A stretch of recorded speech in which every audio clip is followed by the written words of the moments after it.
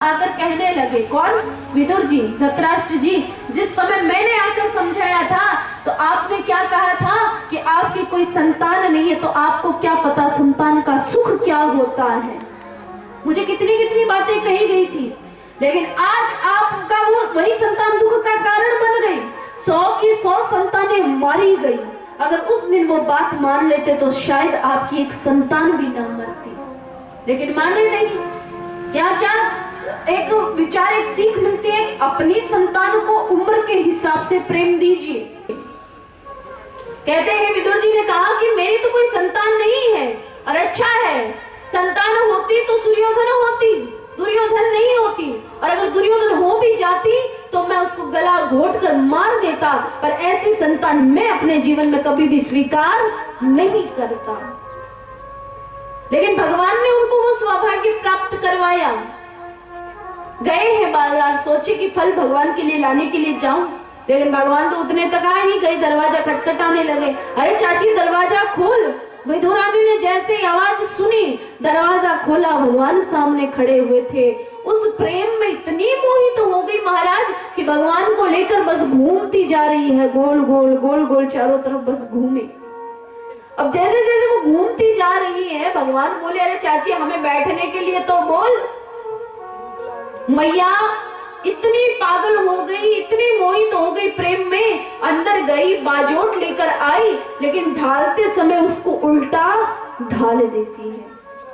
भगवान को बिठाया, भगवान बोले, चारपाई के बीच में एकदम फिट ऐसा तो मुझे मेरे माता पिता ने नहीं बिठाया चाची, जैसे तुमने बिठाया। बोले अच्छा। तो फिर बोली, भैया थोड़ी भूख लगी है। गई भागी भागी, इतनी पागल हो गई कि अंदर गई तो देखा कि केले पड़े हुए हैं, केलों को लिया।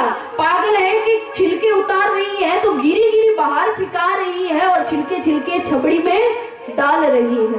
भगवान के सामने देखती जा रही है, भगवान को छिलके खिलाती जा रही है। भगवान भी प्रेम भाव को देकर उस छिलकों को 56 भोग समझकर खाते जा रहे हैं।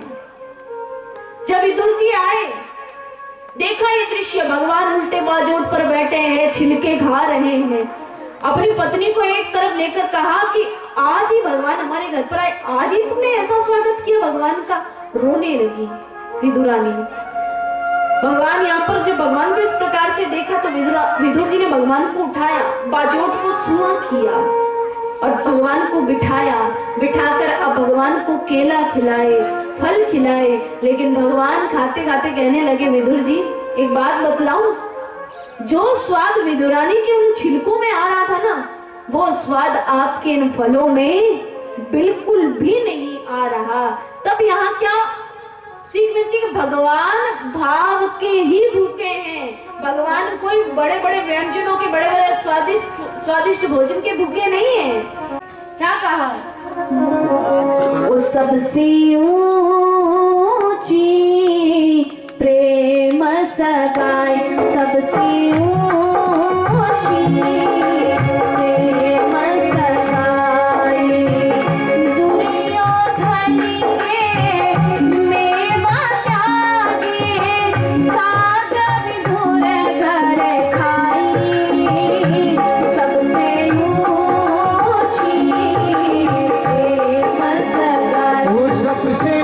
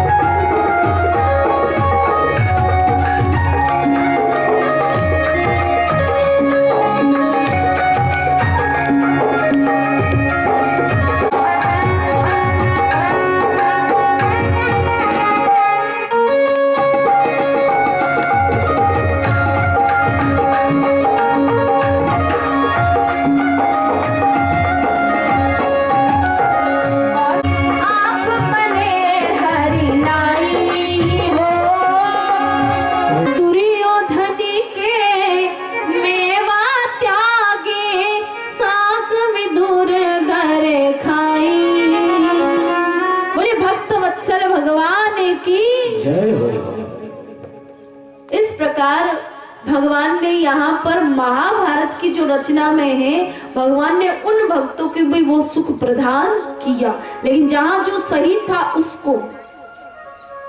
इसमें कई ऐसे भी लोग थे जो भगवान को अपना शत्रु समझते थे, जैसे शिशुपाल, जरासंध, दंतवक्र आदि। कहते हैं कि जो जरासंध था, कई राज्यों के राजा थे, उनसे वो धन हड़प हड़प कर अपने पास इकट्ठा कर रहा था, मार रहा था राजाओं को। तो उसे भगवान कृष्ण सोचने लगे कि इसका जो ये पाप का घड़ा है भर चुका है, अब इसको समापन करना चाहिए। तो भगवान ने, अर्जुन ने और भीम ने, तीनों ने महात्मा का रूप बनाया और महात्मा का रूप बनाकर जरासंध के द्वार पर आए। और जरासंध ने सोचा कि अब मुझे खूब दान भी करना चाहिए। तो महात्मा का रूप बनाकर जब द्वार पर आए तो यहाँ पर जरासंध ने कहा कि आप जो मांगोगे वो आपको हम प्रदान करेंगे। लेकिन भगवान ने यहाँ जाते ही क्या मांगा? युद्ध, कि आप हमसे युद्ध करें। यहाँ पर सोचने लगे जरासंध कि ये महात्मा है लेकिन ये युद्ध मांग रहे हो। युद्ध वही मांगता है जो क्षत्रिय होता है, जो योद्धा होता है। हमें नहीं लगता कि ये कोई महात्मा है, तो पहचान गई कोई और नहीं, कृष्ण है। तो पता था कि कृष्ण से मैं युद्ध नहीं करूंगा क्योंकि इनके आगे तो मैं 17 बार हार चुका हूं। कहा अर्जुन से भी मैं नहीं करूंगा, मैं युद्ध करूंगा भीम से। तो ललकारा युद्ध में रणभूमि में आने के लिए। अब एक बार तो युद्ध चला लेकिन दोनों ही पराजित ना हो। फिर भगवान ने भीम को समझाया कि भीम, जिस वक्त तुम युद्ध कर रहे हो उस समय युद्ध तो तुम वहां कर रहे हो, लेकिन तुम्हारे जो 2 नेत्र हैं वो मुझ पर होने चाहिए। जैसा जैसा मैं इशारा करूं उसी प्रकार तुमको भी जरासंध का वही हश्र करना, वही हालत करनी है। कहा ठीक है। यहाँ भगवान ने एक तिनका उठाया, रणभूमि के भीतर बैठे हुए तिनका उठाया। भीम ने भी तिनके के समान जरासंध को उठाया। भगवान ने उस तिनके के 2 भाग कर दिए। भीम ने भी उठाकर जरासंध के 2 भाग कर दिए। एक भाग भगवान ने दाएं तरफ फेंका और एक भाग बाएं तरफ फेंका। बिल्कुल उसी प्रकार भीम ने भी जरासंध को लेकर एक भाग दाएं तरफ और एक भाग बाएं तरफ फेंका। उनसे जरासंध का उद्धार हो गया। ये जरासंध का उद्धार ऐसे क्यों लिखा था? क्योंकि जरासंध की, कहते जरासंध के जो पिता थे राजा थे, उनकी 2 रानियां थी।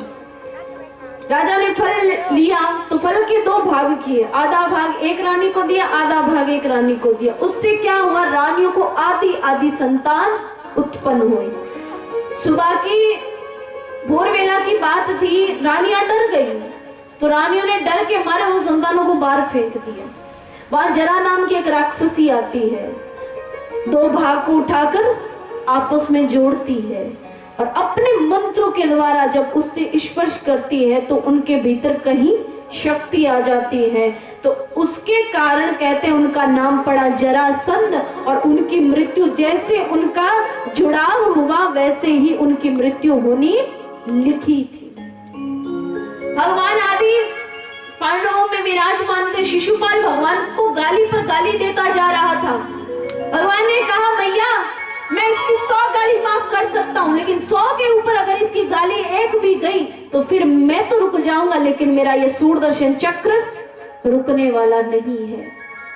जैसे ही जरासंध गाली देता जा रहा है, 100 गाली देते ही चुप नहीं रह रहा, और जैसे ही 101 गाली देते ही भगवान का सूरदर्शन चक्र निकला और शिशुपाल का सिर धड़ से अलग हो गया। इसी प्रकार भगवान ने दंतवक्र का आदि का उद्धार किया। आपने बड़ी ही सुंदर मेरे सामने वार्ता की है। आपको मैं कैसी कथा में लेके जाता हूँ जो भगवान का बहुत ही बड़ा प्रिय भक्त है, जिसने अपने जीवन के भीतर कभी भी हार नहीं मानी। कहा जहां भगवान ने विद्या ली सांदीपनी गुरु के यहाँ पर, उनके साथ एक सुदामा नाम के उनके एक मित्र रहा करते थे। भगवान तो बहुत बड़े महल के राजा बने, लेकिन वो सुदामा एक गरीब ब्राह्मण बनकर रह गए। कारण क्या था? सांदीपनि के गुरु के यहाँ पर रहते थे। तो गुरु माँ ने लकड़ियां आदि लाने के लिए यज्ञ के लिए भेजा। कृष्ण सुदामा जाओ और वन में से लकड़ी लेकर आओ। चल पड़े। गुरु माँ ने उनको चने दिए और हाथ में जल दिया। लेकिन कहते हैं वहीं पर एक ऋषि आते हैं भिक्षा मांगने के लिए, मैया भिक्षाम दे। लेकिन मैया के पास में चने थे, लेकिन मैया ने, गुरु माँ ने क्या किया, बोली कि अगर मैं इनको डाल दूंगी तो फिर सुदामा को, कृष्ण को क्या दूंगी। तो कहा मेरे पास तो नहीं है। लेकिन ये दृश्य वो ऋषि सब कुछ देख रहे थे। जब वही चने सुदामा जी को दिए गए तो सुदामा जी ने, चल रहे थे रास्ते में, और वही ऋषि निराश होकर वहां से चल पड़े। रास्ते में एक वृक्ष के पास सुदामा जी बैठे हुए थे और वहीं से वो ऋषि गुजर रहे थे। ऋषि ने कहा, उस मैया के पास चने होते हुए भी उस मैया ने मुझे मना कर दिया कि मेरे पास चने नहीं है, मेरे पास भिक्षा डालने के लिए कुछ भी नहीं है। लेकिन जो कोई भी उस चनों को खाएगा वो दरिद्रता में प्राप्त हो जाएगा। सुदामा जी ने जब ये सब कुछ सुना तो कहा, इसका मतलब ये वही चने हैं जो गुरु माँ ने हमें दिए थे। उस दरिद्रता को मैं प्राप्त कर सकता हूँ, लेकिन अपने कृष्ण को मैं वो दरिद्रता प्राप्त करने नहीं दूंगा। भगवान अपने हिस्से के चने सुदामा जी को देकर गए। बोले, सुदामा मैं लकड़ी लाने के लिए जा रहा हूँ, मेरे हिस्से के तुम चने रखना। सुदामा ने सोचा कि भगवान आएंगे, कहीं चने मांगेंगे और कहेंगे मुझे चने दो, खाते कहीं उनको दरिद्रता प्राप्त ना हो जाए। सुदामा उन चनों को खाने लगे। भगवान लकड़ी लेकर वापस आए, कहने लगे, सुदामा मुझे बहुत जोर की भूख लगी है, तुम मुझे वो चने दो। सुदामा जी कुछ बोले नहीं। बोले, सुदामा क्या हुआ, मुझे जो मेरे हिस्से के चने हैं वो मुझे दो। लेकिन भगवान को कहते हैं कि कन्हैया वो तो चने तो अब मेरे पास नहीं है। बोले क्या हुआ, लेकिन कुछ बोले नहीं। बोले तुम अपने मुख के भीतर क्या बुला रहे हो। बोले कुछ नहीं कन्हैया, बस ऐसे ही दांत, सर्दी का समय दांत कड़कड़ बोल रहे हैं। बोले नहीं सुदामा, तुमने मेरे हिस्से के चने खाए हैं, और देखो किसी हिस्से की कोई वस्तु, कोई चीज लेता है वो दरिद्रता में प्राप्त होता है। इसी वजह से उन्हीं का वो श्राप दिया हुआ आज सुदामा जी ने अपने ऊपर लिया, और यहाँ पर भगवान तो बन गए द्वारिकाधीश के राजा, और सुदामा जी बस एक गरीब ब्राह्मण बनकर रह गए। मंदिर में जो कोई संत महात्मा आते, प्रसाद आदि सुदामा जी को देते, तो सुदामा जी अपने बच्चों को प्रसाद देते, अपनी पत्नी को देते। पत्नी का नाम सुशीला, जैसा नाम उतनी ही। नाम का कोई प्रभाव नहीं है महाराज, नाम तो होगा सुशीला, लेकिन स्वभाव से इतनी खतरनाक महाराज कि क्या बताएं क्यों। लेकिन यहाँ जैसा नाम सुशीला था उतनी ही वो सुशील थी। अपने पति की वो स्तुति देखती थी। कभी अपने पति से ये नहीं कहा कि मैं फटी हुई साड़ी पहनती हूँ, जगह जगह पर मैंने फटी हुई है साड़ी, लेकिन पति को कैसे कहे, नहीं कहती है, गुजारा करती है। 15 दिन जब कोई पंडित भी उनको प्रसाद ना देकर जाए तो माँ झूठ मूठी एक तपेले के अंदर पानी चढ़ाती, अग्नि पर चढ़ाकर, और उसके अंदर चम्मच फेरती रहती। पुत्र पूछते, माँ क्या हुआ, भोजन तैयार नहीं। अरे बेटा देर लगेगी थोड़ा रुको, बेटा देर लगेगी थोड़ा रुको। ऐसे करते करते पुत्र सो जाते नींद में। 15 दिन निकाल दिए। आज पत्नी से सहन नहीं हुआ, पति के पास आई, अरे सुनते हो, हम तो जैसे तैसे करके गुजारा कर लेंगे, लेकिन बच्चों का भाग्य मत बिगाड़िए। आपसे निवेदन है कि उनकी भूख शांत करवाइए, कहीं से भी जाइए लेकर आइए। सुदामा ने कहा, मैंने आज तक किसी के सामने हाथ नहीं फैलाया है सुशीला, तो आज मैं कैसे फैला लूं, मैं अपना स्वभाव नहीं भूल सकता। सुशीला, यहाँ पर देवी ने कहा, चलो किसी से मांग नहीं सकते हो तो मैंने सुना है आपके मित्र हैं जिसका नाम है कृष्ण, एक बार उनसे तो मिलकर आइए। 3 घर पर गई सुशीला, एक एक मुट्ठी करके चावल लेकर आई, पोटली बांधी और पोटली बांधकर पति के हाथ में दी। कहा, जाइए अपने मित्र से मिलकर आइए। सुदामा जी चल पड़े। कहते हैं नदी थी, नदी को पार किया, लेकिन कैसे करें, मजूरियां के बिना तो महाराज पार हो नहीं सकती। भगवान को पता था मेरा भक्त आ रहा है, मेरा मित्र आ है। सुदामा जी पहुंचे हैं कृष्ण के द्वार और पहुंचकर वहां द्वारपालों से कहने लगे, हे द्वारपाल करनी है, मेरे मित्र से एक बार मुझे मिलने दो। द्वारपाल कहने लगे, कहा आप गरीब ब्राह्मण और कहा वो द्वारिका के राजा, हम नहीं मानते। बोले एक बार मुझे जाने दो। सुदामा जी क्या कहने लगे, मने राज भवन में जावण दे दो, बात करूंगा कि रसन ते आज भवन में जावण दे दो, बात करूंगा कि रसन ते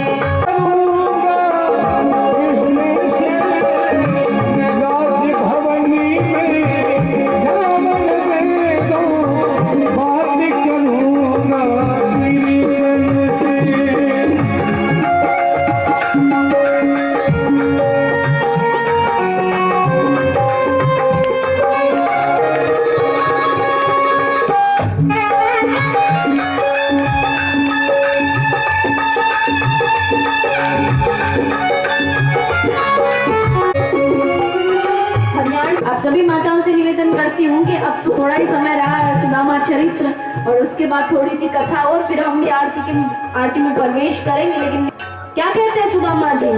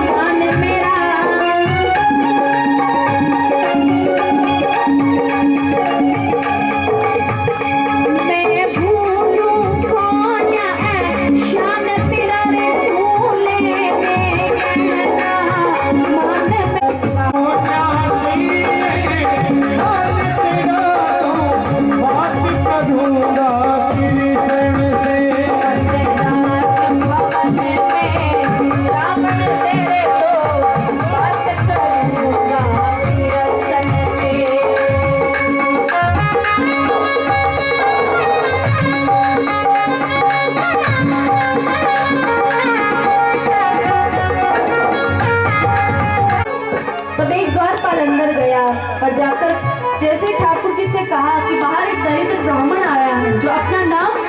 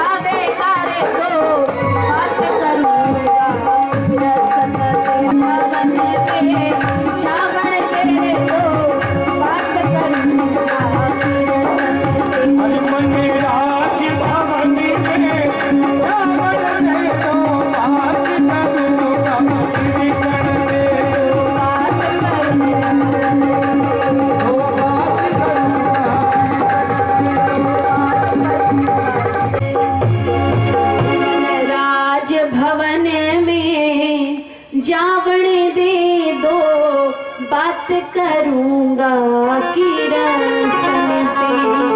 गुरु चंद्र भान ये बतावेगा रे वो सुनताई भाजा आवेगा, वो मने प्रेम सहित ले जावेगा रे दो, बात करूंगा की रसन पे। बोले बाकी बिहारी लाल की, बोले भक्त वत्सल भगवान की। कहते हैं कि जैसे ही भगवान ने सुना सुदामा नाम, भगवान भागे और भागकर सुदामा जी को अपने गले से लगा लिया, प्रेम सहित उनको अंदर लेकर आए, अपने सिंहासन पर बिठाया और बिठाकर भगवान सुदामा जी के चरण धोने लगे। जो सुदामा जी पैरों से चलकर आए थे और रास्ते में जो उनके पैरों में कांटे लगे थे, उन कांटों को निकाला, पैरों को अपने हाथों से साफ किया। जब ये दृश्य देखा तो सुदामा जी की आंखों से आंसू आने लगे कि इतना बड़ा द्वारिका का राजा होकर भी आज अपनी है ना, उनको आशीर्वाद देना पड़ेगा। और सुदामा जी ने कहा ठीक है। और सुदामा जी को क्या पता था कि एक रानी कितनी है, 108 रानियों को, 16,108 रानियों को सुदामा जी बोले सौभाग्यवती भव, सौभाग्यवती भव, सौभाग्यवती भव। ऐसे पूरे दिन हाथ करते करते करते करते सुदामा जी के तो हाथ ही एक जगह रुक गए, ठहर गए। बोले कन्हैया तूने इतने विवाह किए? बोले हाँ। अब पूछने लगे भगवान, बोले एक बात बताओ सुदामा, क्या तुम्हारा ही विवाह हो चुका है? सुदामा जी बोले हाँ मेरा भी हो चुका है। बोले अच्छा, तो फिर भाभी ने हमारे लिए क्या भेजा है भेंट के तौर पर? सुदामा जी सोचे कि अगर मैं ये चावल की पोटली इनके सामने खोलूंगा तो फिर क्या सोचेंगे कि ये तो 56 भोग खाने वाले हैं और कहाँ ये चावल। छिपाने लगे। भगवान को जैसे ही पोटली दिखाई दी, भगवान ने उस पोटली को छीना और छीनकर उसको खोलकर भगवान ने एक मुट्ठी चावल खाया। सुदामा जी को एक लोग पर कृपा करनी प्रारंभ करते ना महाराज, फिर भगवान ये नहीं देखते कि मुझे क्या देना है। भगवान देते हैं तो वे छप्पर फाड़ के देते हैं महाराज, और नहीं देते ना वे तो फिर चाहे जिंदगी भर रोते रहो। भगवान कहते हैं जिसको जितना देते हैं ना भगवान, इतना है, इतना बड़ा घर है, इतने पैसे, मेरे पास तो कुछ भी नहीं है, हमें तो कुछ दिया ही नहीं, हम तो गरीब हैं, अपनी घर की बताते हैं लोग। भगवान कहते हैं कैसा भक्त है, इतना दे तो फिर भी रोता रहता है।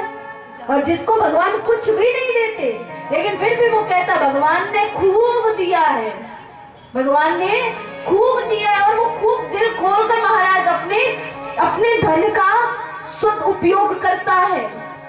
भगवान सोचते इसको कुछ भी नहीं दिया लेकिन फिर भी कितना कहता है कि मुझे बहुत दिया, बहुत दिया, इसको देना चाहिए। और जिसको देता हूँ वो रोता रहता है, इसका आज के बाद बंद है।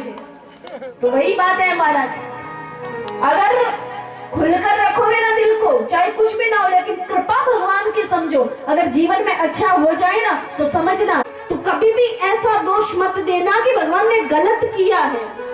मैंने आपको कहा था आगे जाकर पता नहीं वो मंजिल हमारी कितनी बड़ी बन जाए, और जिसको हम पाने वाले हैं, जिसकी हमारी इच्छा हो सकता है वो आगे जाकर हमारे लिए गलत भी बन जाए, क्या पता। इसीलिए भगवान अगर कृपा करते, कुछ देते तो कृपा समझो, ना करते हैं तो उनकी इच्छा समझकर स्वीकार कर लो। यहाँ पर 2 लोग का राज दिया। सुदामा जी चल पड़े, नदी आदि पार करके आगे बढ़े हैं।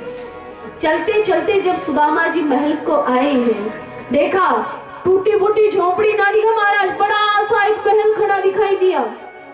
द्वारपाल खड़े थे, बोले मुझे अपनी झोपड़ी की परवाह नहीं है, मेरी तो एक पत्नी थी, यहाँ पर छोटे छोटे बच्चे थे, बस उतना बता दो कि वो कहाँ पर है। द्वारपाल बोले वो तो हमको नहीं मालूम, हमारे सेठ जी यहाँ नहीं है, सेठानी अंदर है, वो कहो तो उनको बुला दो, उनसे पूछ लो। सुदामा जी की पत्नी सुशीला सारा दृश्य खिड़की में से देख रही है, अपने पति को देखा, भागती हुई आई और आकर चरणों में लौट गई। बोले स्वामी भगवान ने चमत्कार कर दिया, इतना बड़ा देखो महल दे दिया।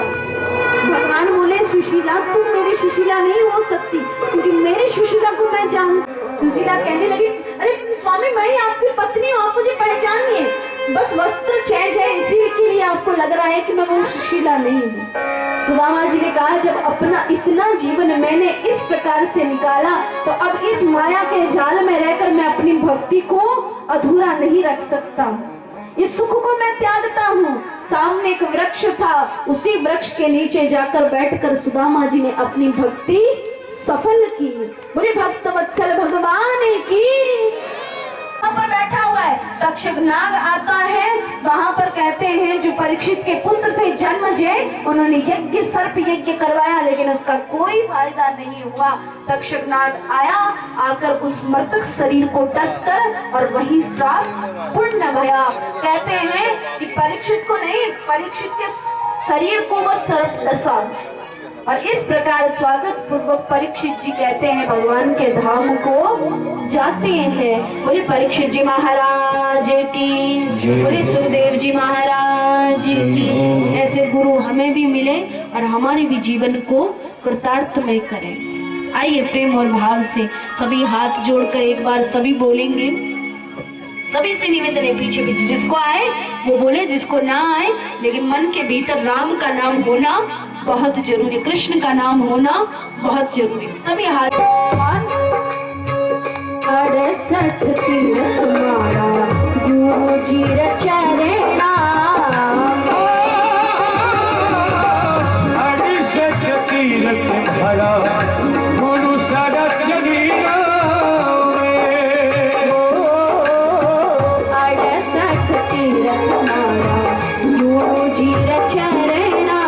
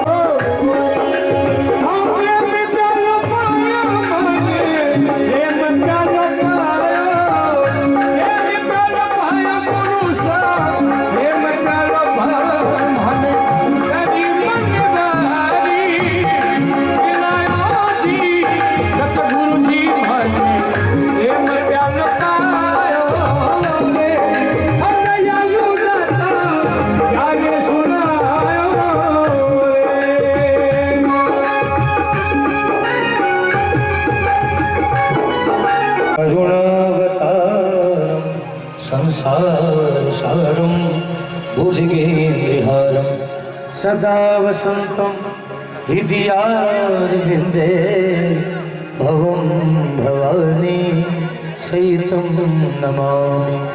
श्री भागवत भगवान की ये आरती आरती।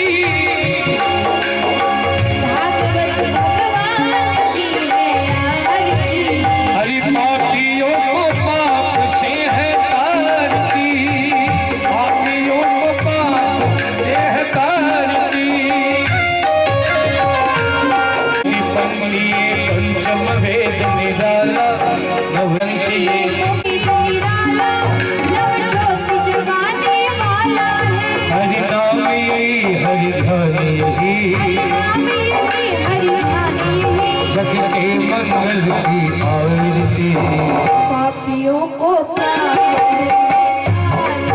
श्री भागवत भगवान की ये आरती। हरि पापियों को पाप से है तारती, पापियों को पाप से तारती।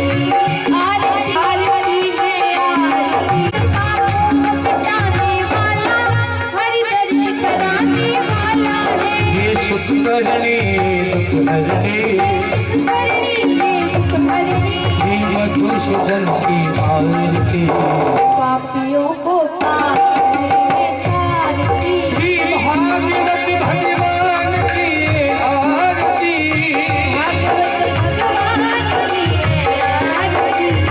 पापियों को पाप से है तारती, पापियों को पाप से तारती।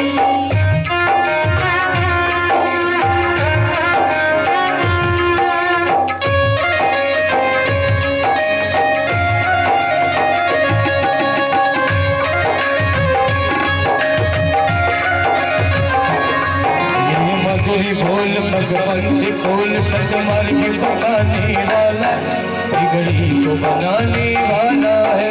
मधुर बोल भगवंत खोल सुख मार्ग बताने वाला बिगड़ी को बनाने वाला है। श्री राम यही घनश्याम यही, श्री राम यही घनश्याम यही, गोविंद यही गोपाल यही, गोविंद यही गोपाल यही। प्रभु की महिमा की आरती, पापियों को पाप से निवारती, भागवत भगवान की आरती, भगवान की आरती।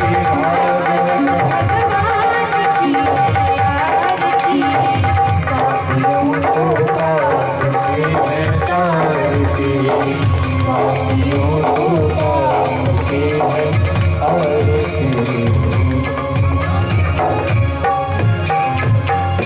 बोलो भागवत महापुराण की, बोलो दत्तम लेहणम परमेश्वर।